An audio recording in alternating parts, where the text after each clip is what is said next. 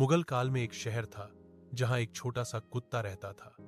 वह बहुत गरीब था और उसका कोई मालिक नहीं था। वह गलियों में भटकता और बचे हुए खाने से पेट भरता था।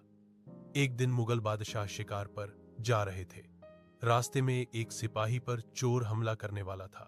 तभी उस कुत्ते ने जोर जोर से भौंकना शुरू कर दिया।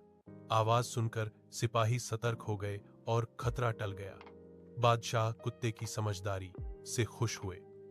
उन्होंने उसे महल में रहने और रोज खाना देने का आदेश दिया। सीख: अच्छाई और हिम्मत का फल हमेशा अच्छा होता है।